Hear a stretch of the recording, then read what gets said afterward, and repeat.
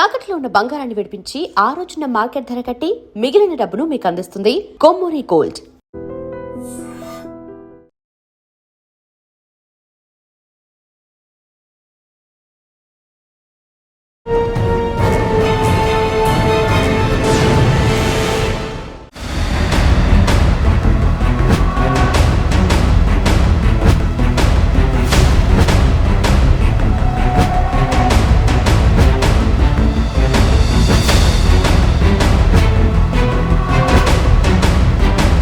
వాగపాక్ పక్కనే మనకి ధర్మారం క్యాంప్ కనిపిస్తుంది, సిఆర్పిఎఫ్ క్యాంప్.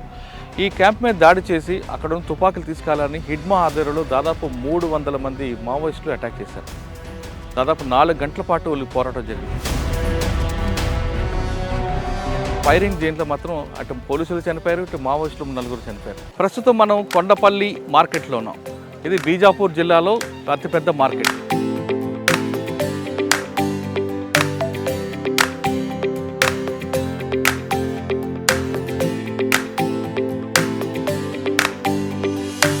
గ్రామాలకి ఈ సంతది చాలా గ్రామాలు ఉన్నాయి. ఇటు పువ్వార్త నుంచి ఉన్నాయి. పువ్వార్త, బట్టిగూడెం, ఇటు వచ్చి కౌరుగట్ట, అటు వెళ్ళి కంచెల.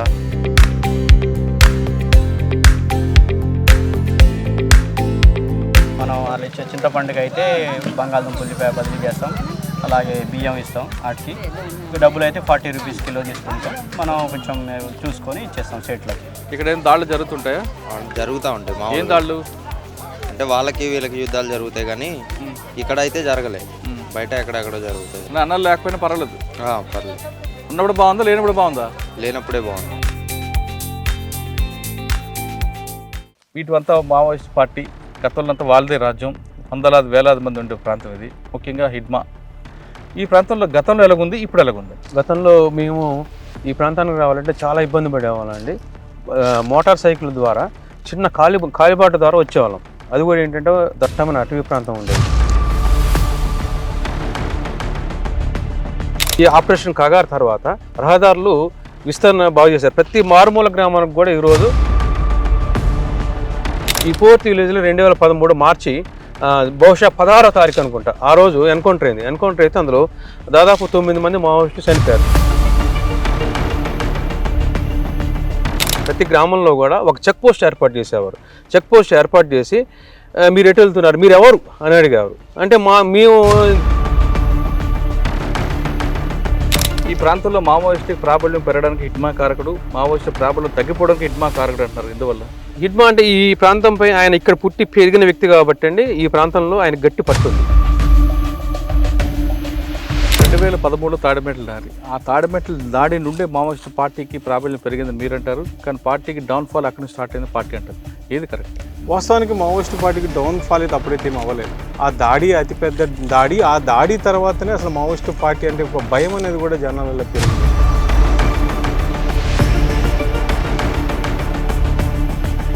ఆ దాడి తర్వాతనే మావోయిస్టు పార్టీ అని అంటేనే ఒక భయం గులిపే పరిస్థితి అంటే ఆ సమయంలో అయితే కలిగిందంటే అక్కడ ఉన్న స్థానికులు అయితే. ఆపరేషన్ కగార్ ముందు దండకార్యం ఎలాగుంది, ఆపరేషన్ కగార్ తర్వాత దండకార్యం ఎలా ఉండబోతుంది? ఆపరేషన్ ముందు దండకార్యంలోకి మనం వచ్చిన పరిస్థితి ప్రస్తుతానికైతే పీస్ఫుల్గానే ఉంది. మళ్ళీ ఏమన్నా మా లొంగిపోయిన వాళ్ళ పరిస్థితి ఎట్లుంటుందో మనం చెప్పే పరిస్థితి లేదు. చాలా వరకు అయితే ఇప్పుడు అభివృద్ధికి దగ్గర అయ్యారు కాబట్టి మ్యాక్సిమం కూడా ఇక సాయుధ పోరాటానికి దూరంగా ఉంటారేమో మనం అనుకుంటాం. హిడ్మా చేసిన కార్యక్రమాలు ఏంటి? హిడ్మా మన కటకం సుదర్శన్ స్థూపం అంతా పటాన్ చేసిన ఎలాంటి కార్యక్రమం? ఒక విధంగా చెప్పుకోవాలంటే ఈ ప్రాంతాల్లోని చాలా వరకు హిడ్మా ఆదివాసులకు మెయిల్ చేశాడని అయితే నేను స్థానికులు నాకు కొంతమంది చెప్పడం జరిగిందంటే,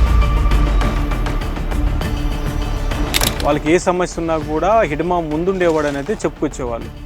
ఎక్కువగా కూడా హిడ్మా చుట్టూరు వాళ్ళ పిన్నులు, బాబాయిలు మొత్తం వీళ్ళే ఉంటారు ఆయనకు రక్షణ.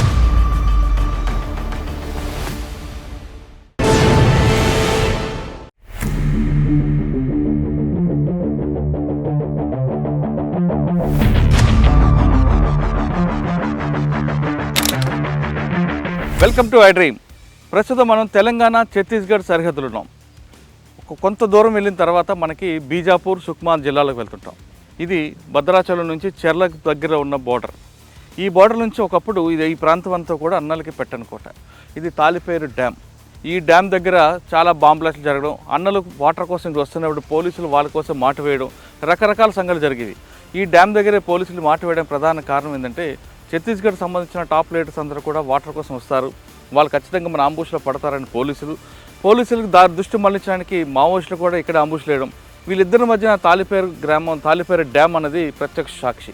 అటువైపుని తీసుకుంటే మావోయిస్టులు అందరూ రావడం, ఇటువైపు పోలీసులు రావడం, ఈ ప్రాంతం అనేది మనకు కనిపిస్తుంటుంది.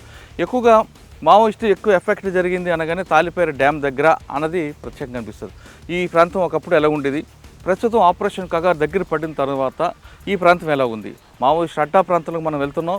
ఒకప్పుడు బాంబులతో నిత్యం మారుమోయిన ఈ ప్రాంతం అంతా కూడా మీ అందరికి చూపిస్తున్నా. ఆ ప్రాంతంలో ఎలాంటి పరిస్థితులు ఉండేవి, ఒకప్పుడు ప్రస్తుతం ఎలా ఉంది, తర్వాత ఆ పరిస్థితి ఆగిపోతుందా లేదా తిరిగి మరొకసారి పునరావృతం అవుతుందా అనే విషయం మీ అందరికీ వివరిస్తాను, చూద్దారండి.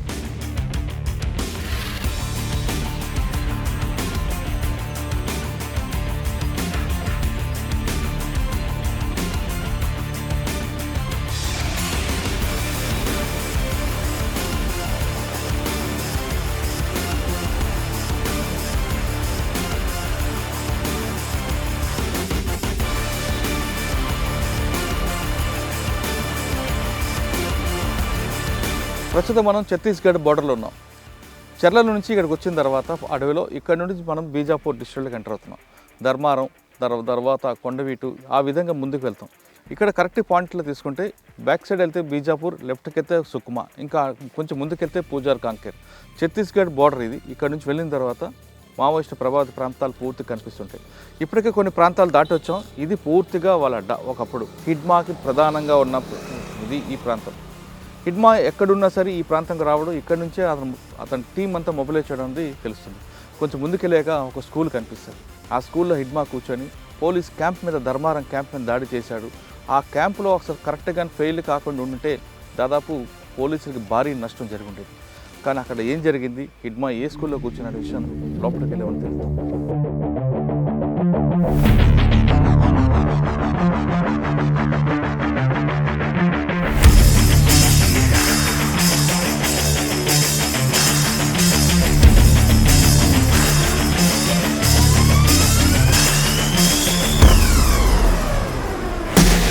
ప్రస్తుతం మనం బీజాపూర్ జిల్లాలో ధర్మారం క్యాంపు దగ్గర చింతవాగు మీద ఉన్నాం. 2024లో ఈ క్యాంప్ మీద దాడి జరగడంతోనే ఒక విధంగా చెప్పాలంటే మావోయిస్టు పార్టీకి పతనం ప్రారంభమైంది. ఎలా అంటే ఈ చింతవాగు మీద కనిపిస్తున్న బ్రిడ్జ్ అప్పుడే నిర్మాణం ప్రారంభమైన దశలో ఈ వాగపాక్ పక్కనే మనకి ధర్మారం క్యాంప్ కనిపిస్తుంది, సిఆర్పిఎఫ్ క్యాంప్. ఈ క్యాంప్ మీద దాడి చేసి అక్కడ ఉన్న తుపాకులు తీసుకెళ్లాలని హిడ్మా ఆధ్వర్యంలో దాదాపు 300 మంది మావోయిస్టులు అటాక్ చేశారు. దాదాపు 4 గంటల పాటు వాళ్ళకి పోరాటం జరిగింది. అప్పుడు ఈ బ్రిడ్జి లేదు. ఈ బ్రిడ్జి కింద నుంచి వాళ్ళందరూ రావడం, ఇక్కడ మనకు కనిపిస్తున్నట్టుగా 2 వైపులు అంటే కుడివైపు నుంచి ఎడమ వైపు నుంచి వాళ్ళందరూ ఒకేసారి ఆ క్యాంప్ మీద దాడి చేయడంతో వాళ్ళు లోపలికి వెళ్ళి వాళ్ళ ఇంటెన్షన్ ఏంటంటే లోపల కనబడిన ప్రతి కానిస్టేబుల్ని, ప్రతి సిఆర్పిఎఫ్ని చంపాలి, అక్కడ ఉన్న ఆయుధాలు ఎత్తుకెళ్లాలనేది హిడ్మా ఆధ్వర్యంలో జరిగింది. ఈ ధర్మారం క్యాంప్ దగ్గర ఉన్న స్కూల్లో హిడ్మా కూర్చొని ప్లాన్ చేయడంతో 300 మావోయిస్టులు చుట్టుముట్టు ఒకేసారి అటాక్ చేయడంతో వాళ్ళు వెళ్తున్న సమయంలో మనకి ఎదురుగా ఒక వెహికల్ కనిపిస్తుంది. ఆ వెహికల్ ఫైర్ చేయడంతో వాళ్ళందరూ ఎక్కడిక్కడ పారిపోయారు. ఇప్పుడు లోపలికి వెళ్ళే సమయంలో వాళ్ళకి సెంట్రీ కరెక్ట్గా ఫైట్ చేయడంతో వాళ్ళు వెళ్ళాల్సిన లోపలికి వెళ్ళకుండా ఆగిపోవడంతో అక్కడ లోపల పార్టీకి నష్టం జరగలేదు. కానీ ఈ ఫైరింగ్ జైన్లో మాత్రం అటు పోలీసులు చనిపోయారు, ఇటు మావోయిస్టులు 4 చనిపోయారు. ఇక్కడ ఎప్పుడైతే దాడి జరిగిందో దాంతో ప్రభుత్వం కూడా చాలా సీరియస్గా తీసుకొని ఇక్కడ క్యాంపులు పెట్టడం కాకుండా మావోయిస్టులు ఏరువేతకు గట్టిగా ప్రయత్నం ప్రారంభించింది.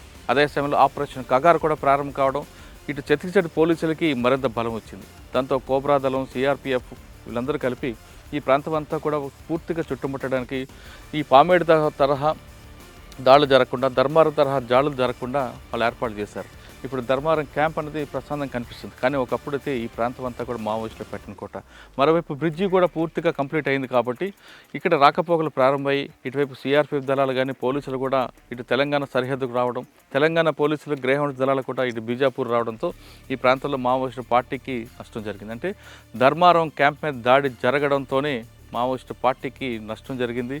నష్టమే జరగడం కాదు, పార్టీ ఉనికిని కోల్పోయే విధంగా కూడా చేసిందని పోలీసు అధికారులు చెప్తున్నారు.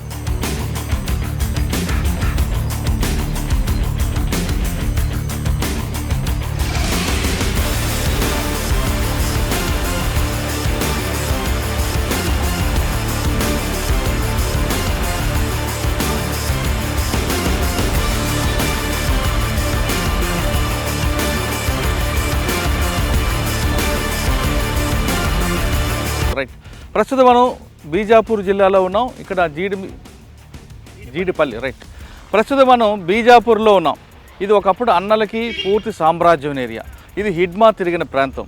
ఇక్కడ జీడిమల్లి 2 అని ఒక పోలీస్ క్యాంప్ ఉంటుంది.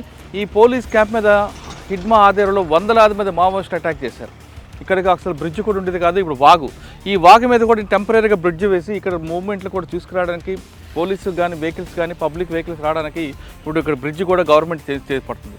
ఛత్తీస్గఢ్ ప్రభుత్వం చాలా స్పష్టంగా చాలా క్లియర్గా గ్రామాల్లోకి వెళ్ళడానికి అన్ని ఏర్పాట్లు చేయడం కాకుండా ఇక్కడ పనిచేస్తున్న ఆదివాసీలు, ఇక్కడ ఉన్న ఆదివాసీల పిల్లలకి చదువు నేర్పించడానికి ఎక్కువగా ప్రయారిటీ ఇస్తుంది. ఇక్కడ మనకు కనిపిస్తున్న జీడిమల్లి 2 కానీ జీడిమల్లి 1 కానీ ఇంకా ముందుకోసం ధర్మారం క్యాంపు, ఈ ప్రాంతం అంతా కూడా ఒకప్పుడు సామ్రాజ్యం ఏరియాలో. ఇక్కడ ఆదివాసీల అభివృద్ధి కోసం ఛత్తీస్గఢ్ గవర్నమెంట్ కొన్ని స్కూల్స్ పెట్టింది. మనకు చాలా ప్రాంతాల్లో స్కూల్స్ కనిపిస్తుంటాయి. స్కూల్లో పిల్లలందరూ కూడా చక్కగా యూనిఫామ్ వేసుకొని స్కూల్కి రావడం, హాస్టల్స్ ఉన్నాయి. దాంతో డెవలప్మెంట్ చూపించడంతో పాటు ఏమవుతుందంటే ఆదివాసీలందరూ కూడా అన్నలకు సపోర్ట్ చేయడం తగ్గించారు. ఇప్పుడు మనం చూస్తున్నాం ఇక్కడ నుంచి ఇక్కడ పోలీసు సిఆర్పిఎఫ్ వాళ్ళు కూడా వస్తున్నారు, రోడ్లు ఓపెనింగ్ పార్టీ చేస్తున్నారు. వాళ్ళు కూడా రోడ్డుకి సైడ్ రైట్కి మనం చూస్తుంటే వాళ్ళందరూ తనిఖీలు చేసుకుంటూ వెళ్తున్నారు. అంటే మూవ్మెంట్ లేకపోయినా ఏదో రకంగా ఇన్ ఫ్యూచర్లో అయినా సరే వాళ్ళు ఏమైనా బాంబులు పెడతారనే ఉద్దేశంతోనే ఇవన్నీ రోడ్ ఓపెనింగ్ పార్టీ తనిఖీ చేసుకుంటూ వెళ్తుంది. ఈ విధంగా ఒకప్పుడు అన్నల సామ్రాజ్యం ఏరియాలో డెవలప్మెంట్ చాలా స్పష్టంగా కనిపిస్తుంది.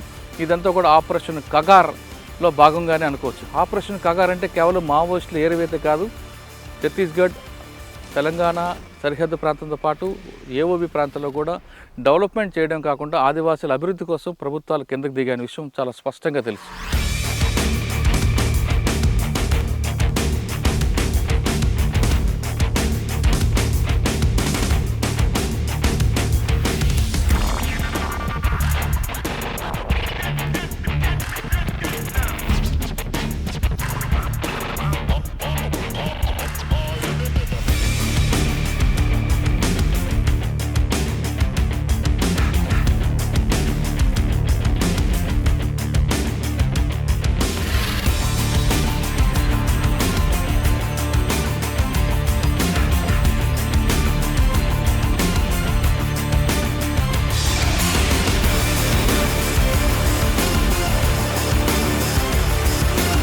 ప్రస్తుతం మనం కొండపల్లి మార్కెట్లో ఉన్నాం. ఇది బీజాపూర్ జిల్లాలో అతిపెద్ద మార్కెట్. అంటే ఇక్కడ కేవలం మావోయిస్టులకి వాళ్ళ సానుభూతి పరుల కోసం ఉండేది. గతంలో ఈ కొండపల్లి మార్కెట్కి మావోయిస్టులు ఎక్కువగా వచ్చేవారు. వాళ్ళందరూ కూడా ఈ పరిసర ప్రాంతాల్లో తుపాకీలు ఉంటే వాళ్ళకి వారానికి కావాల్సిన సరుకులన్నీ కూడా ఇక్కడ నుంచి కొనుక్కొని వెళ్ళేవారు. ఆ ప్రాంతం ఒకప్పుడు ఎలా ఉండేది, ప్రస్తుతం ఎలా చూస్తే ఈ గతంలో కేవలం చింతపండు, పసుపు, అరటిపళ్ళు మాత్రమే దొరికాయి, కూరగాయలు దొరికాయి మార్కెట్లో. మావోయిస్టు పార్టీ పూర్తిగా ఇక్కడి నుంచి వెళ్ళిపోయిన తర్వాత ఇదే మార్కెట్లో రకరకాల ఫ్రూట్స్, సెల్ ఫోన్లు, షూస్ అన్నీ కూడా వస్తున్నాయి. అంటే ఇక్కడున్న ఆదివాసీలకి వాళ్ళ అలవాట్లు కూడా మారాయనే విషయాన్ని చాలా స్పష్టంగా తెలుస్తుంది.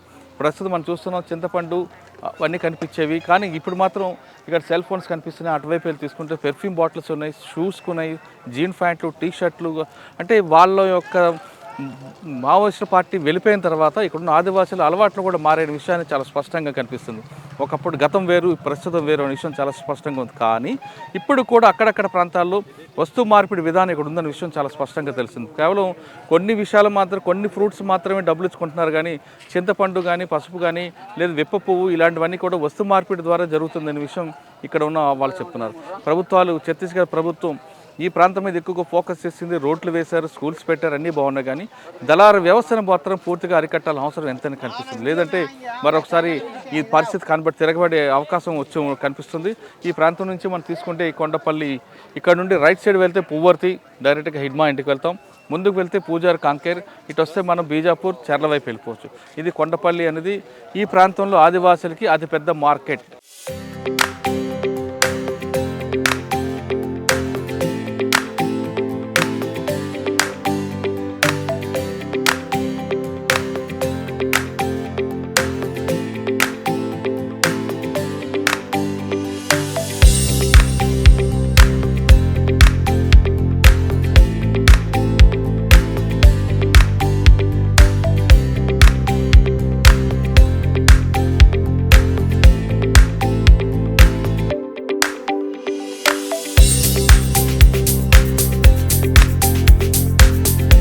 చేస్తారా? పేరేం పేరన్నా? నా పేరు మణికంఠ. ఎప్పటి నుంచి చేస్తున్నా మార్కెట్? 6-7 సంవత్సరాలు చేస్తాను. అన్నాలు వచ్చి ఉంటారా? రారు ఇక్కడ, ఆ. ఓన్లీ సొంత జనాలే వస్తారు. వాళ్ళు వచ్చి కొంటుంటారట కదా, కొనుక్కొని వెళ్ళేవారట? కొనరు, రారు ఇక్కడ. ఇప్పుడు వస్తుంటారా? ఇప్పుడు ఎప్పుడు రా అంటే పోలీసులు వచ్చేవారు అప్పుడు కొని? అంటే మనకి వాళ్ళు ఎవరనేది మనకు తెలియదు కదా, ఇలా జనాలు వచ్చినట్టే వచ్చి కొనుక్కొని వెళ్తారు ఎవరైనా. పోలీసులు పోలీస్ వాళ్ళు రారు ఇక్కడ. ఇక్కడ ఏం దాడులు జరుగుతుంటాయా? జరుగుతూ ఉంటాయి ఏం మామూలు దాడులు? అంటే వాళ్ళకి వీళ్ళకి యుద్ధాలు జరుగుతాయి కానీ ఇక్కడ అయితే జరగలే, బయట ఎక్కడెక్కడో జరుగుతాయి. ఇక్కడ వస్తువులని కొనుక్కొని అమ్ముతుంటారా, లేదంటే ఇంకా ఏమైనా దళారులు ఉన్నారు ఇక్కడ? అంటే మనం జనాలకు అమ్ముకోవడమే. దళారులు లేరా? లేదు. ఇక్కడ అన్ని బయట నుంచి వస్తా మార్కెటా, లోపల నుంచి కూడా వస్తాయి?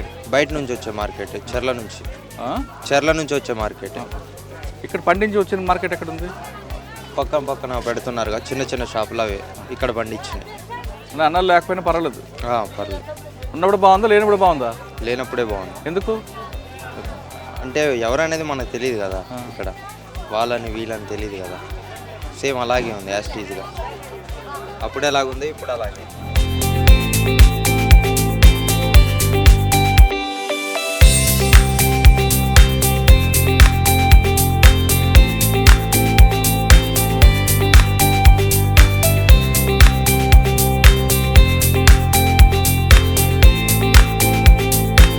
మీ పేరు ఏం పేరు, ఎక్కడి నుంచి వచ్చారు? చింతపండు కానీ బియ్యం కానీ ఏది ఇవ్వాలన్నా డబ్బులు ఇచ్చుకుంటారా? ఎన్ని కేజీలు చింతపండు తీసుకుంటే ఎన్ని కేజీలు బియ్యం ఇస్తారు? డబ్బులు అయితే 40 రూపాయలు ఇస్తామండి చింతపండుకి కేజీ. అదే బియ్యం అయితే 10 కేజీలకు 15 కేజీలు చింతపండు అనేప్పుడు 10 కేజీలు అట్లా ఇస్తాం. బియ్యం ఇస్తారు, ఇంకేమైనా ఇస్తుంటాం? బియ్యం ఇస్తాం, ఉల్లిపాయలు బంగాళదుంపలు అవన్నీ సరి ఈక్వల్ ఇస్తాం. అంటే వస్తు మార్పిడి ఉంది ఇంకా? అవును. ఎందుకు డబ్బులు తీసుకోవచ్చు కదా? డబ్బులు అంటే వాళ్ళు కావాలంటారు, వాళ్ళు మేమేం చేయలేము దానికి. అది వచ్చినప్పుడు మా వ్యాపారం పోద్ది కదా. అవి కావాలంటారు వాళ్ళు, కావాలంటే మేము ఇవ్వకపోతే మళ్ళీ రెండోసారి మాకు డబ్బులు కూడా రారు. ఏమి ఇస్తుంటారు ఇక్కడ? చింతపండు ఒకటే, ఇంకేముంటాయి? ఇప్పు పూలు ఇస్తారండి, విప్ప పువ్వు, ఇంకా చింతగింజలు ఇస్తారు. మీరు పువ్వు తీసుకొని ఇప్పు పువ్వు తీసుకొని మేము వీళ్ళకి అమ్మేస్తాం. మండి వాళ్ళు ఇక్కడికి వచ్చినప్పుడు మేము రిటైల్ తీసుకుంటాం, హోల్సేల్గా వాళ్ళకి అమ్మేస్తాం. ఇక్కడ చింతపండు కేజీ ఎంత కొంటారు? చింతపండు వచ్చి 40 రూపాయలు. కిందకి ఎంత అమ్ముతారు? 45, 46. కానీ మీకు మరి ఖర్చులు ఉంటాయి కదా? ఉంటాయి కదా. చింతపండు ఇంకేముంటాయి? ఇప్పు పూలు కాకపోతే సీజన్ రాలేదు ఇంకా. అదేంటిది? అవి పాత చిన్న ఇప్పు పూలు. విప్ప పువ్వు ఇది? ఇప్పు పువ్వు. దీంట్లోంచి సారా వస్తుందా? సారాకు ఇంకా మిగతాది ఏం చేస్తారో మనకు తెలియదు. యాక్చువల్గా అయితే సారా ఇటుకేసారు. మీది ఎవరికి అమ్ముతారు ఇది? వస్తారండి ఇక్కడ సేట్లు వస్తారు, ఆకులు ఆశీస్ వాళ్ళు వస్తారు. కాకపోతే ఇప్పుడు రావట్లేదు అయినా అట్లా ఎవరు మన దగ్గర ఒక 2 రూపాయలు 3 రూపాయలు ఎక్స్ట్రా ఎవరు పెడితే వాళ్ళకి ఇచ్చేస్తారు. ఒకప్పుడు ఇది అన్నల ఏరియా చూసేవారు, ఎప్పుడు అన్నలు వచ్చేవారు ఇక్కడికి? ఇక్కడికా ఇందులోకి అయితే ఒకప్పుడు ఎప్పుడో అంటే మామూలు సంఘపోళ్ళు ఉండేటోళ్ళు, వాళ్ళు పెట్టేటోళ్ళు. వాళ్ళైతే బహిరంగ ఇట్లా వచ్చి అయితే పెట్టేటోళ్ళు. ఇప్పుడు అంతకుముందు గతాలు ఎప్పుడైనా పెట్టారేమో కానీ ఈ గత 5-6 సంవత్సరాలు అయితే ఇప్పుడు పెట్టలేదు. సంత కాపోయినా ఇక్కడ కొంతమందికి వాళ్ళు దళారులకి రాకుండా రేట్లు తగ్గించకుండా పెట్టామని చెప్తుంటారు, నిజమేనది? రేట్లు అంటే వాళ్ళు ఉన్నప్పుడు కరెక్ట్ ఖచ్చితమైన రేట్లు నడిచినాయి, నిజమే అది. అది నిజం. ఇప్పుడు అంటే ఇప్పుడు ఎవరిష్టాసారం అయిపోయింది వాళ్ళు. ఎందుకంటే భయం అనేది లేదు. ఇప్పుడు మేము కాటా పెట్టాము, నా కాటా కరెక్ట్ లేదనుకోండి, వాళ్ళతో రేపు కొట్టడం అనేది జరిగింది, ఏదైనా చేయగలరు. ఆ భయం ఉంటుంది కాబట్టి నేను చేయలేను కదా, మోసం అనేది చేయలేను కదా. ఇప్పుడేముంది, నేను ఇంత మాట చెప్పిన నేనైనా చేయొచ్చు, చెప్పలేము కదా. నిజం మాట్లాడారు. అది అంటే వాళ్ళు ఉండడం మంచిది అంటారా? వ్యాపారం విషయంలో అయితే వాళ్ళు ఉన్నప్పుడే బాగా నడిచింది. ఖచ్చితమైన రేటు 40 రూపాయలు చెప్తే 40 రూపాయలు ఖచ్చితంగా ఇచ్చాం. మాకు వచ్చే 3 రూపాయలు 4 రూపాయలు చూసుకొని ఇచ్చేసేటోళ్ళం, బాగుంది. అప్పుడు ఇప్పుడు కస్టమర్కి ఇప్పుడు ఏముంది, ఇప్పుడు అవతలాడు మోసం చేసినప్పుడు మేము కూడా చేయవలసి వస్తుంది. అవతలాడు 50 రూపాయలు అన్నప్పుడు నేను ఇవ్వకపోతే నా దగ్గర రాడు కదా కస్టమర్, నేను కూడా చేయవలసి వస్తుంది. ఇప్పుడు నేను కూడా ఈ కాటా మీద 40 రూపాయలు ఇస్తానంటున్నా, అది ఇవ్వట్లేదు, నాకు 50 రూపాయలు కావాలంటున్నా, నేనేం చేయాలి? లేకపోతే నా వ్యాపారం పోతుంది. నేను దీని మీద 40 రూపాయలు ఇస్తానంటాను, నేను 45కి అట్లా అమ్ముతున్నాను కాబట్టి, 46కి అమ్ముతున్నాను కాబట్టి. మరి ఈ సమస్య పోవాలంటే ఏం చేయాలి? ఈ సమస్య పోవాలంటే జనాలల్లో వాళ్ళకి ఒక ఇది రావాలి. ఊర్లో ఉన్నోళ్ళు కుర్రోళ్ళు, చదువుకున్న కుర్రోళ్ళు ఇట్లా అమ్మాలి, ఇట్లా చేయాలని వాళ్ళు చెప్పాలి. ఎందుకంటే వాళ్ళు ఎట్లా లేరు అంటే ఇప్పుడు అంత ఇది లేదు కాబట్టి ఊర్లో ఉన్న చదువుకున్న కుర్రోళ్ళే మనం ఇట్లా చేయాలని వాళ్ళు చెప్పాలి. ఊర్లో ఎక్కడెక్కడ నుంచి ఎవరెవరు వస్తున్నారు ఊర్లోకి, ఎట్లా ఇష్టసారంగా కొంటున్నారు కాబట్టి ఊర్లో ఉన్న చదువుకున్న కుర్రోళ్ళు వాళ్ళు కూడా కొంతమంది కరెక్ట్ చెప్పలేకపోతున్నారు. నేను వెళ్ళి కొంతమంది చెబుతున్నాను, ఈ కాటా మీద ఎట్లా ఇస్తాను అని చెబుతున్నాను. అయినా సరే వాళ్ళు మాకు ఎక్కువ కావాలంటున్నారు. ఎక్కడి నుంచి వాళ్ళు, నా జేబులో డబ్బులు అయితే ఇవ్వలేను కదా. మార్జిన్ ఒక 5 రూపీస్ 4 రూపీస్ లేకుండా చేయలేను. వ్యాపారం అంటే అలా మార్జిన్ ఉండాలి కదా. కూలి వాళ్ళు వస్తారు, వాళ్ళు వస్తారు, వీళ్ళు వస్తారు, అక్కడి నుంచి రావాలి, తీసుకెళ్ళాలి. అది అట్లా అప్పుడు ఏం చేసేటోళ్ళు వాళ్ళే చెప్పేటోళ్ళు ఇంతకు తీసుకోవాలి ఇంత, అప్పుడు వాళ్ళకి మాకు ఇంత ఇది ఉండేది కాదు. ఇప్పుడు మీ ఎంతమందికి చెబుతాం మేము? ఇప్పుడు మీలాగా ఎంతమంది వస్తారు ఇక్కడికి? చాలామంది వీళ్ళందరూ వచ్చేటోళ్ళు అందరూ. ఈ కొండపల్లి సంతకి ఎక్కువ ఫేమస్ ఏంటి? సరుకు వస్తుంది, బాగా వస్తుంది. ఇప్ప పూలు, గారబద్దలు, చింతపండు, చుట్టుపక్కల బాగా ఊర్లు ఉన్నాయి కాబట్టి. ఎన్ని గ్రామాలకి ఈ సంతది? చాలా గ్రామాలు ఉన్నాయి. ఇటు పువ్వార్తి నుంచి ఉన్నాయి. పువ్వార్తు, బట్టిగూడెం, ఇటు వచ్చి కౌరుగట్ట, అటు వెళ్ళి కంచెల, ఇవన్నీ. ఇటు నుంచి వచ్చి దామారం, ఇటు వెళ్తే కోమటపల్లి, రేగపల్లి, ఇటు వెళ్తే తిమ్మిరిగూడెం, అటు కమలాపురం, నరసాపురం, ఇట్లా చుట్టూ చాలా ఊర్లు ఉన్నాయి. అందుకే ఇక్కడికి ఎక్కువ వస్తారు. ఇక్కడ ఉన్న దాంట్లో ఇదే పెద్ద సంత. ఇంకేమున్నాయి ఇంకా ఇది కాకుండా సంతలా? ఇది కాకుండా అంటే మరి చుట్టుపక్కల అయితే అటు ఉంది, మళ్ళీ భీమారాన్ని ఉంది కానీ అది పెద్ద సంత ఏం కాదు. ఇది పెద్దది, ఇదే పెద్ద. వారానికి ఒకసారి భీమారం ఉంది కానీ అది అంత పెద్ద సంత ఏం కాదు, అంటే కొద్దిగా వస్తారు. పెద్ద సంత అంటే ఇదే. ఇప్పటికీ చూస్తున్నాం, కనిపిస్తుంది మనకి ఎంత డెవలప్ అయినా వస్తు మార్పిడి ఉందంటారు. కానీ దానికి కూడా కారణం ఆదివాసీలే. వాళ్ళు అభివృద్ధి లేకపోవడం వల్లే ఇటువంటి పరిస్థితి వచ్చిందని ఒక మిత్రుడు చెప్తున్నారు. ఇప్పటికైనా ప్రభుత్వాలు ఖచ్చితంగా వచ్చి వీళ్ళకి వస్తు మార్పిడి వల్ల వచ్చే లాభం ఏంటి, డబ్బు తీసుకుంటూ వచ్చే నష్టమా ఏంటి, లాభమా అనే విషయాన్ని వీళ్ళకి అవగాహన కల్పిస్తే వాళ్ళలోనే మార్పు వచ్చే అవకాశం ఉందని చాలా స్పష్టంగా తెలుస్తుంది. ఇది కొండపల్లి సంతలో ఇది ఒకటే కాదు, విప్పు పువ్వే కాదు, రకరకాల వస్తువులు ఉంటాయి. ఈ ప్రాంతంలో దాదాపు 7 గ్రామాలు కానీ అన్ని గ్రామాలకి అతిపెద్ద సంత ఏదంటే కొండపల్లి. ఇక్కడ గతంలో మావోయిస్టులు వచ్చేవారు, వాళ్ళకి కావాల్సిన సరుకులను కొనుక్కెళ్ళారు. వాళ్ళు రాకపోయినా వాళ్ళకి సానుభూతి పనులు వచ్చి ఈ సంత మీద ఆధారపడేవారు. ఇక్కడ పువ్వర్తి కానీ హిడ్మాకి సంబంధించిన కానీ వివరాలు ఇక్కడికి రావాల్సింది. ఇప్పుడు మనం ముందుకు వెళ్తే కొంత దూరంలో పెద్ద పెద్ద బండరాలు కనిపిస్తాయి. అదే దామోదర్కి అడ్డ. ఆ దామోదర్ కూడా అక్కడి నుంచి ఫోటోలు దిగి మీడియాకి రిలీజ్ చేసిన వ్యక్తి. ఈ ప్రాంతం అన్నలకి పెట్టని కోట, వాళ్ళ సామ్రాజ్యం అన్నది చాలా స్పష్టంగా చెప్పొచ్చు. కానీ ఇప్పుడు కాదు, ఇప్పుడు పూర్తిగా పోలీసుల క్యాంపుల మధ్యలో నడుస్తుంది కాబట్టి ఎలాంటి ఇబ్బందులు. కానీ ఆదివాసీలు నష్టపోకుండా ఉండాలంటే ప్రభుత్వాలు ఖచ్చితంగా వాళ్ళకి అవగాహన కార్యక్రమాలు కల్పించిన అవసరం ఎంతైనా కనిపిస్తుంది.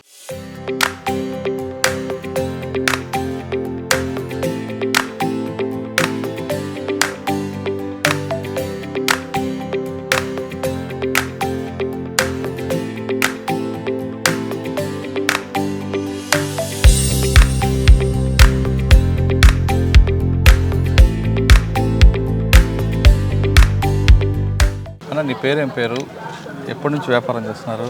గతంలో ఇక్కడికి అన్నలు వచ్చేవారని ఉండేది, వచ్చేవారా లేదా? వాళ్ళు రాకపోతే వ్యాపారం తగ్గిందా పెరిగిందా? లేదు, వ్యాపారం అంటే తగ్గింది. కొట్టు ఎక్కువ అయిపోయింది కదా ఇప్పుడు. వాళ్ళు గతంలో వచ్చేవారా? గతంలో అంటే వచ్చేటప్పుడు ఏం కొనేవారు ఇక్కడ ఎక్కువ? ఇది ఉన్న సామాన్ కొనేటోడు. అంటే వీటితో ఏం పని ఉంటుంది వాళ్ళకి? లైట్ కావాలా, లైట్ తీసుకుంటారు. ఇంకా అంటే ఏదో వాచ్ కావాలో వాచ్ తీసుకుంటారు. ఉన్న సామాన్ తీసుకుంటారు. చార్జర్లు అవి? చార్జర్ అంటే కరెంట్ లేనప్పుడు కరెంట్ ఇక్కడే అది డీసీ చార్జర్ కదా తీసుకుంటారు. అందరు కలిసి వచ్చేవారా, ఒక్కొక్కరు వచ్చేవారా? లేదు, వాళ్ళు సివిల్ డ్రెస్లో వస్తారు.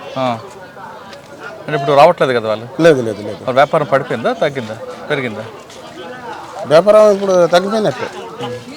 అంటే వాళ్ళు వచ్చిన టైంలో వాళ్ళు వెళ్ళిపోయిన తర్వాత పోలీసులు వచ్చేవారా, వచ్చేవారు కదా? పోలీసులు వచ్చేవారా?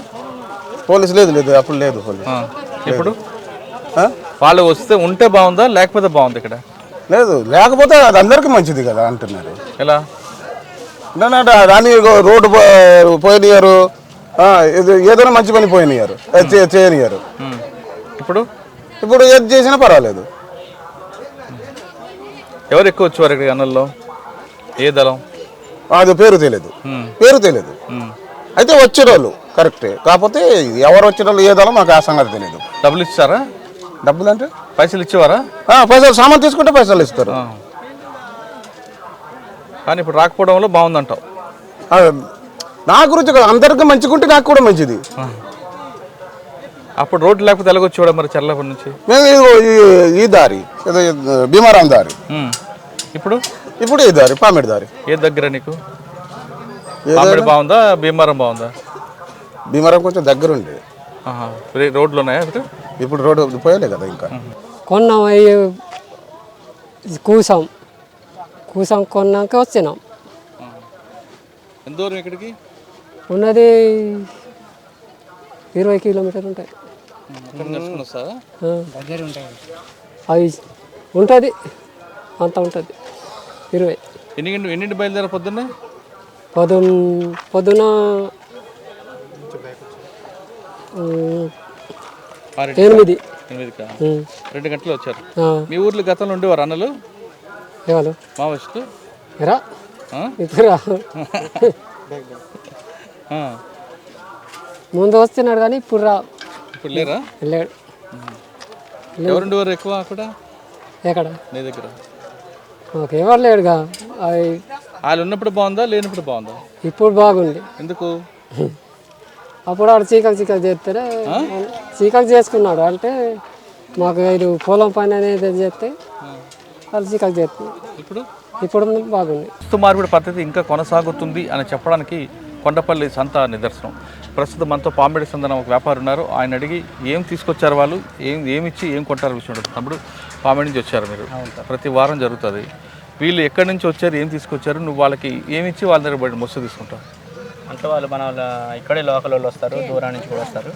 మనం వాళ్ళు ఇచ్చే చింతపండుకి అయితే బంగాళదుంప ఉల్లిపాయ బదిలీ చేస్తాం, అలాగే బియ్యం ఇస్తాం. వాటికి డబ్బులు అయితే 40 రూపీస్ కిలో తీసుకుంటాం. మనం కొంచెం చూసుకొని ఇచ్చేస్తాం సేట్లకి. ఎందుకు క్యాష్ ఇవ్వకుండా వస్తారు? బియ్యం వాళ్ళకి వస్తువు ఏది అడిగితే అది ఇస్తాం మనం. వాళ్ళకి నిత్యావసర సరుకులు ఏమి కావాలి, ఇప్పుడు బంగాళదుంప ఉల్లిపాయ కావాలా, వాటికి బదిలీకి ఇస్తాం. వాటికి పైసలు కావాలంటే మనీ కావాలి, మనీ అంటే మనీ ఇస్తాం. దానికి వాల్యుయేషన్ చూసి ఎన్ని కిలోలు అయితే అన్ని కిలోలకు డబ్బులు ఇస్తాం. గతంలో ఇక్కడికి అన్నలు వచ్చేవారా? అన్నాలంటే ఇక మన గతంలో మనం ఎక్కువ రాలే, మమ్మీ వాళ్ళు చేసేవాళ్ళు. నేను ఇప్పుడు ఈ మధ్యలో వస్తున్నా. మొత్తం ఆ ఏరియా మొత్తం అదే కాబట్టి అప్పుడు ఉండేవాళ్ళేమో. కానీ ఆయన అప్పుడు వాళ్ళ టైంలో వస్తు మార్పిడి లేదు, ఇప్పుడు మరి వస్తు మార్పిడి ఫస్ట్ నుంచి ఉంది. ఇవే కాదు, కూరగాయలు ఇస్తాం, బెండకాయలు ఇస్తాం, రేటు బట్టి ఈక్వల్గా చూసి ఇస్తాం. మనకి ఆ రేటు 40 రూపీస్ ఉందనుకో, 40 రూపీస్లో బెండకాయ కిలో దొరికితే అదే ఇస్తాం. అట్లా ఎక్కువ దొరికితే దాంట్లో కట్ చేసి ఇస్తాం. అట్లా. ఇప్పుడు వాళ్ళు వస్తున్నారా లేరా? ఇప్పుడు మన ఇక్కడ సంతలో అయితే అందరూ ఇప్పుడు ఎంత ప్రజెంట్ వాళ్ళు వస్తారా లేదా అనేది మనం చూసుకునేది ఉండదు. వ్యాపారస్తులు వస్తూ ఉంటారు, ఇక వాళ్ళు కస్టమర్ వస్తే వాళ్ళని చూసుకోవడం సరిపోద్ది. అంత క్యాంపులు పడ్డ తర్వాత ఇక అంత ప్రభావం. అంటే వాళ్ళు ఉన్నప్పుడు బాగుందా లేనప్పుడు బాగుందా? అంటే మారేదాన్ని బట్టి ఉంది. అప్పుడు రోడ్డు లేదు, జనాలకి పాపం బాగా ఇబ్బంది పడేవాళ్ళు. తీసుకురావడానికి, మోసుకొని రావడానికి కొద్దిగా ఇబ్బంది పడే. ఇప్పుడు బస్సులో వస్తారు, ఇక్కడ దింపుకుంటారు, కొంచెం సులువైంది వర్క్. తర్వాత మనకి ఇక్కడ వచ్చి మా దగ్గర నుంచి కూడా సేట్లు తీసుకురావడం, సేట్లు కూడా కొనడానికి వస్తారు, ఇక్కడికి వస్తారు. మేము ఎక్కడికో తీసుకెళ్ళి అమ్మేది. ఆ ఫెసిలిటీస్ ఉన్నాయి, మంచిది. కొంచెం రేటు కూడా కస్టమర్కి ఎక్కువ వస్తుంది ఇప్పుడు. కస్టమర్ కంటే ఎవరికి? అంటే పబ్లిక్కి. మనకి వాళ్ళకి నష్టం జరుగుతుంది కదా, వాళ్ళకే ఎక్కువ వస్తుంది. ఇప్పుడు ఒకప్పుడు 20 రూపీస్ ఉండేది చింతపండు, మేము బట్టాపై అమ్మేసరికి 30 రూపీస్ అయ్యేది. ఇప్పుడు ఇక్కడే 40 రూపీస్ 50 రూపీస్ ఉంటుంది. అంటే కస్టమర్కి కొంచెం బెనిఫిట్, అంటే రోడ్డు సౌకర్యం ఉండబట్టి.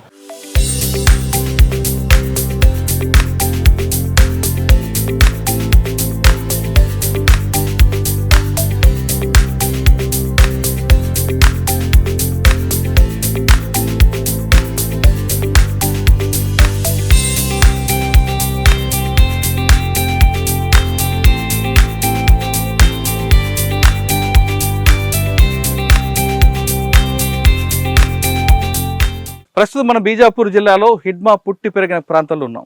ఇక్కడ చిన్నబట్టిగూడెం విలేజ్ ఇది. ఇక్కడ నుంచి 2 కిలోమీటర్లు వెళ్తే పువ్వర్తి గ్రామం, హిడ్మాకి పెట్టిన కోట. ఈ ప్రాంతం అంతా కూడా హిడ్మాతో పాటు హిడ్మా అనుచరులు అందరూ తిరిగిన ఏరియా. ఇప్పుడు మన చిన్నబట్టిగూడెం సూపందూరం. చిన్నబట్టిగూడెం మావోయిస్టు పార్టీకి పూర్తిగా సానుభూతిపరుడైన ఒక వ్యక్తి చనిపోతే ఆయన పేరు మీద గ్రామస్తులే కట్టిన స్తూపం ఇది.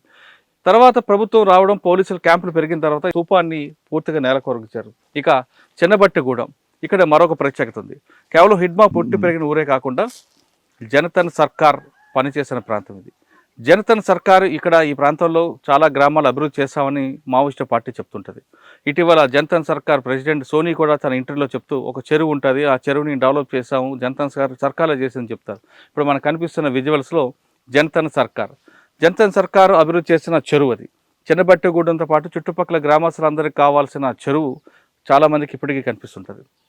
ఇది ఒక గతంలో ప్రభుత్వం పట్టించుకోకపోతే జనతన్ సర్కారే అభివృద్ధి చేసి చుట్టుపక్కల గ్రామస్తులందరికీ మంచులు ఇచ్చారు. అదేవిధంగా ఒక బోరు కూడా వేయించాం, ట్రాక్టర్ కూడా కొనిచ్చామని జనతన్ సర్కార్ చెప్తుంటారు. జనతన్ సర్కార్లో దాదాపు 6 శాఖలు ఉన్నాయి. 6 శాఖల్లో నీటిపారుదల శాఖ, వ్యవసాయ శాఖ ఉన్నాయి. కాబట్టి ఆ శాఖలో వచ్చే నిధుల ద్వారా చెరువులు అభివృద్ధి చేసాం, అదేవిధంగా ఆశ్రమాలు కట్టించామని జనతన్ సర్కార్ చెప్తుంటుంది. ఒకప్పుడు ఈ ప్రాంతం అంతా కూడా పోలీసుల బూట్ల చప్పుడు, మావోయిస్టుల తుపాకులతో మారుమోగిన ప్రాంతం. అసలు గతంలో ఎలాగుండేది, ప్రస్తుతం ఎలాగుంది అనే విషయం ఈ ప్రాంతంలో చుట్టుపక్కల పనిచేసిన జర్నలిస్టులు కొంతమంది ఉన్నారు. వాళ్ళని అడిగి గతంలో ఏ విధంగా ఉంది, ప్రస్తుతం ఎలాగుంది విషయాన్ని వాళ్ళని అడిగి తెలుసుకుందాం. ప్రస్తుతం మనతో మాట్లాడడానికి స్థానిక రిపోర్టర్ మురళీకృష్ణ ఉన్నారు. ఆయన అడిగి ఈ ప్రాంతంలో ఆయనకి దాదాపు 15-20 సంవత్సరాల నుంచి పనిచేస్తున్నారు. మావోయిస్టు పార్టీ సంఘటన జరిగిన, పోలీసుల వైపు నుంచి జరిగిన ఆయన టీం ఈ ప్రాంతంలో రావడం, ఇక్కడ కవరేజ్ చేయడం అనేది ఈ ప్రాంతంలోకి ఇప్పుడంటే రోడ్లు ఉన్నాయి కానీ గతంలో రోడ్లు కూడా లేని ప్రాంతంలో ఈ జర్నలిస్టులు స్థానిక జర్నలిస్టులు సాహసం చేసి వచ్చారని చెప్పాలి. ఎందుకంటే కిందకి ఎటు తెలియకుండా ఒక కాలేజ్ చేస్తూనే మందుపాత్ర పెళ్తుంది, వాగులు ఉన్నాయి, వంకలు ఉన్నాయి. ఇవన్నీ దాటుకుంటూ వాళ్ళు సాహసం చేసి ఈ ప్రాంతంలో జరిగిన సంఘటనని రిపోర్ట్ చేసేవారు. అంటే బాహ్య ప్రపంచానికి ఒక సంఘటన తెలియాలంటే ఈ ప్రాంతంలో జరిగిన సంఘటనలే వీళ్ళు వచ్చి సాహసం చేస్తేనే బయటికి తెలిసేది. అటువంటి జర్నలిస్టులు పరిచయం చేస్తున్నా. ఆయన ముందు మురళీకృష్ణ గారు అడుగుతాం. మురళీకృష్ణ గారు నమస్తే అండి. నమస్తే.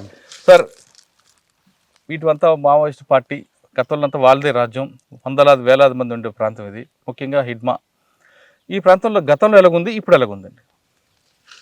గతంలో మేము ఈ ప్రాంతానికి రావాలంటే చాలా ఇబ్బంది పడేవాళ్ళండి. మోటార్ సైకిల్ ద్వారా చిన్న కాలిబాట ద్వారా వచ్చేవాళ్ళం. అది కూడా ఏంటంటే దట్టమైన అటవీ ప్రాంతం ఉండేది. ఆ ప్రాంతంలో మాకు మోటార్ సైకిల్ మీద వెళ్తుంటే కాళ్ళకి ఈ చెట్లు అయిన తగిలి గాయాల పాలు కూడా అయిన రోజులు ఉన్నాయి. కానీ ఇప్పుడు ఆ పరిస్థితి మారింది. ఇప్పుడు